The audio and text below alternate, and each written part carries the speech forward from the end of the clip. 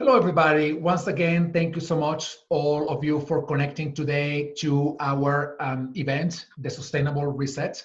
We're talking about ideas, insights, stories about the good things that are happening in the middle of all this tragedy that we can continue doing in the future because they are working, and some of the things that we should stop doing because they weren't working before, and we should just think differently about them.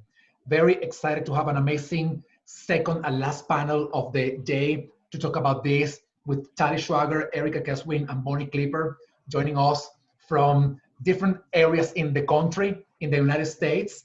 And for those of you who are connected online, if you haven't introduced yourself, at least letting us know where you are connecting from, please do so.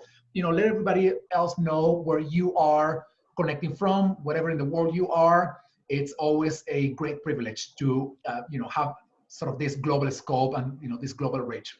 So we're going to be doing a quick round of introductions, and then we're going to sort of go right into the topic of the sustainable reset that we have been talking about for the past couple of hours.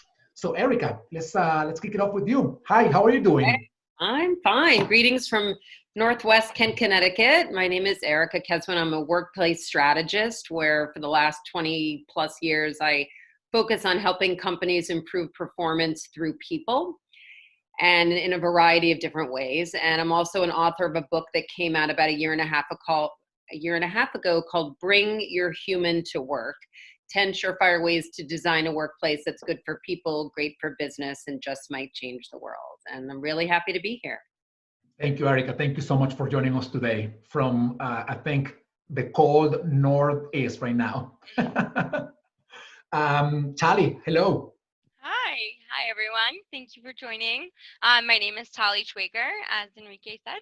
I am currently the head of people operations at CoinDesk. We are a digital media events and research company focused on digital assets. So it is a startup in an emerging space.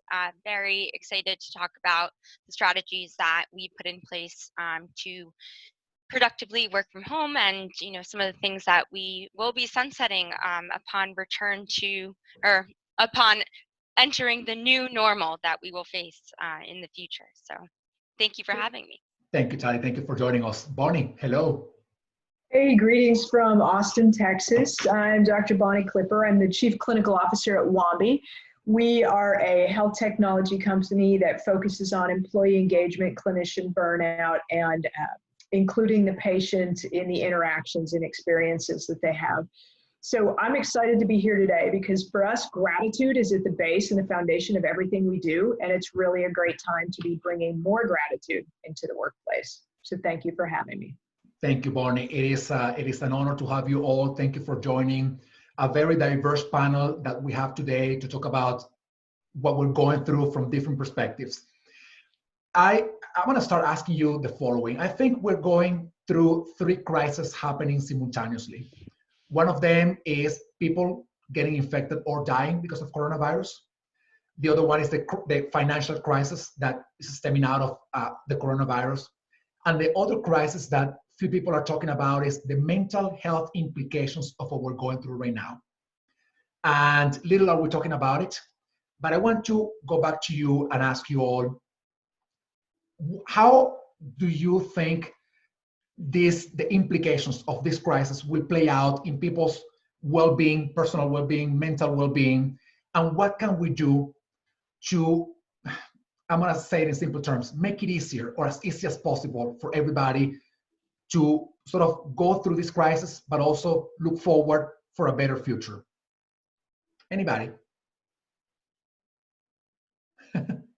I'm happy to jump in. I mean, I've been thinking about this from two perspectives. I already believe that we were on a path to provide, as companies and leaders, more mental health support, wellness, really looking at wellness and human sustainability holistically. So I think that had started pre-corona, and now, we're going to have to look at that in a much more accelerated fashion. I think that's one piece. The second piece, though, is what all of us as human beings, as leaders, as managers can be doing on our own. And I have a number of things. I guess I'll just start off by sharing one, which is really when you're having these meetings with your team, just checking in with people on a personal level and not just jumping into business. And I've been getting a lot of questions this week because I almost feel like we've made it through almost part one. The first 5 or 6 weeks, we were getting our Wi-Fi upgraded and getting our systems set up.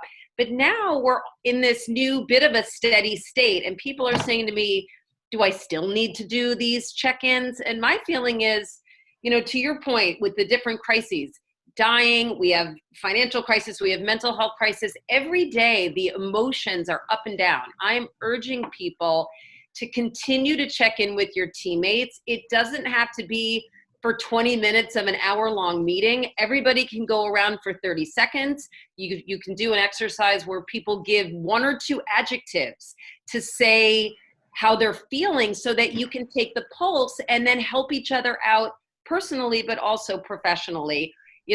And or, as I'm sure Bonnie will get into, use it as an opportunity to take a moment of gratitude, because we know that gratitude is linked to mental health. So I'm focusing big picture, how can companies create systems around mental health, but also what can each one of us do every day to help our teammates? I love what you said there, Erica, because I think you're exactly right. What in healthcare, what we've considered the wellness of our employees is typically focused a lot on physical issues, right? Are they diabetic? Are they a smoker? Do we need to help people lose weight?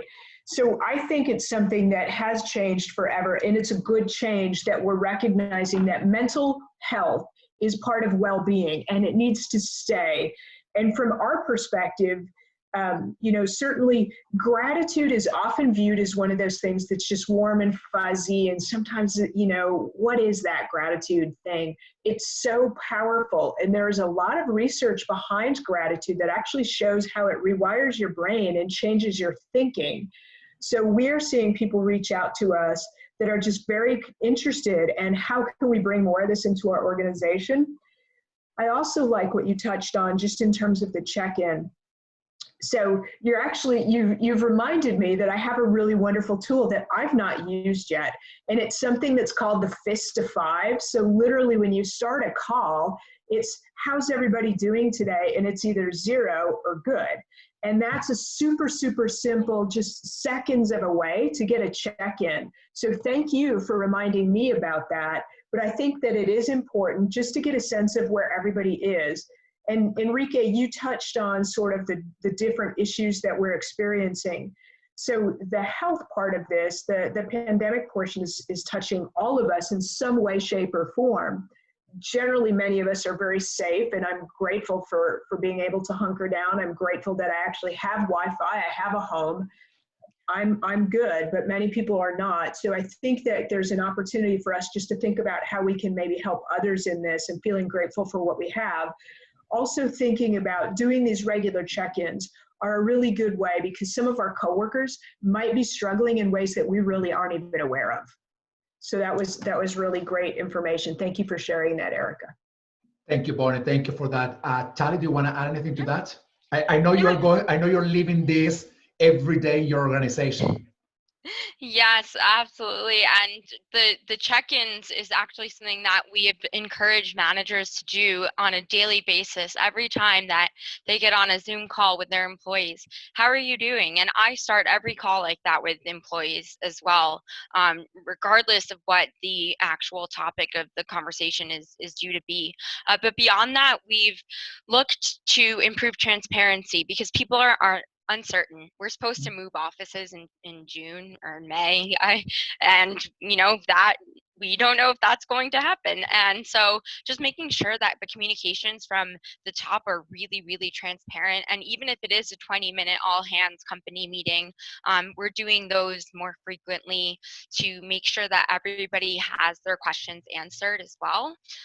Another thing that we've explored is doing things like virtual meditations. So having somebody host a meditation class when nobody's on camera, it is via Zoom, but nobody's on camera, and people are just getting into their zen on some mornings. So those are some of the methods that we've used to implement during this time. Thank you for sharing that. And I love that one of the things that you all agree is in the power of the individual to make changes, right? To be, to take care of the collective mental health care. For example, things as, showing more gratitude, checking in, being more transparent. And I think this is really important because all that we're going through is really overwhelming. And, I don't know about you, but sometimes I feel like, I'm so tiny compared to the gigantic amount of problems that we're dealing with. And I don't even know if whatever I'm doing is making any difference. But it is, even if it's just for one person, it is. So I want to go back to that idea of individual power and turn it into the question of what do you think people within organizations individually, whether they have some authority or not, whether they are in HR or not, what do you think people individually can be doing within their organizations to make sure that we're all taking care of ourselves, but also that the good things that are happening within this tragedy can be sustainable in time? So this question is sort of like, how can we continue to empower the individuals that are making changes from their individual perspective? So, what I think is is certainly interesting to me is giving ourselves permission to be human, right? Because there are roller coasters throughout the course of this, and we continue to learn each day that we are far from the end of this, very likely to be 18 or 24 months from the end of this. So recognizing that we're human and that we have human emotions and giving ourselves permission to feel those emotions and work through those, I think are incredibly important. And allowing our coworkers, our family, our team members also the ability to work through those emotions. And one of the things, certainly I'm a nurse, there are 4 million registered nurses in the United States. And, we are very, very concerned about the ongoing mental health of not only nurses and physicians, but everyone right now that is on the front line. So trying to find ways to help support them through this effort is going to be important for all of us. So whether or not we're on the front line, we're going to have to find ways to support that group of workers who is already feeling very taxed and burned out for 2 reasons. One of which is they're either on the front line in providing care, which is frightening because there's so much we don't know about the virus. In many cases, they still are having some inadequacies around the PPE, uncertainty around treatment paths. The other part of it that's happening in healthcare is that there are many healthcare professionals that have been furloughed because their organizations are having to not do elective procedures or things that generally would generate revenue. So we sort of have a dichotomy. We have healthcare professionals that are struck right now and struggling with financial insecurities and issues there. And we have others that are literally on the front line and trying to maintain positive mental hygiene, positive mental health, and trying to work through those issues. So anything that we can do to support that group is incredibly important. And whether you take that to mean staying at home or helping contribute or supporting some of the causes right now that are fundraising, there are a lot of ways to do that, but we have to find ways to support these millions of people that are out there caring for the rest of us. Thank you. That's such an important message. And thank you for sharing that. Erica, Talie, you want to add anything to that? So when you said the power of the individual, what came to my mind was, this pandemic is happening to all of us, but it's happening to all of us in very different ways. Yeah. And so I think if every single person can take away from this call today, that statement to say, if I can just continually remember that everybody's experiencing this differently, that's something that we can all bring to it. Some people are living alone and they feel lonely. Some people are living with 6 people. They still feel lonely. The example I thought I would share, though, is when you ask about, well, what can an individual do? I had an interesting contrast the other day. I had a talk and I was working with one senior leader who felt like if she was going to be on one more Zoom call, like she didn't even know what she was going to do with herself. And she was giving herself permission and her team. She was very senior in the organization to say, you can say no, and make sure that you give people permission. I mean, a virtual happy hour might be great for some people, and it might put some people over the edge. And so really, that is a way that each of us can bring this to our teams if we're leaders. On the total other side, I was working with a woman who was an individual contributor and wasn't part of a lot of teams, and she was actually feeling very disconnected.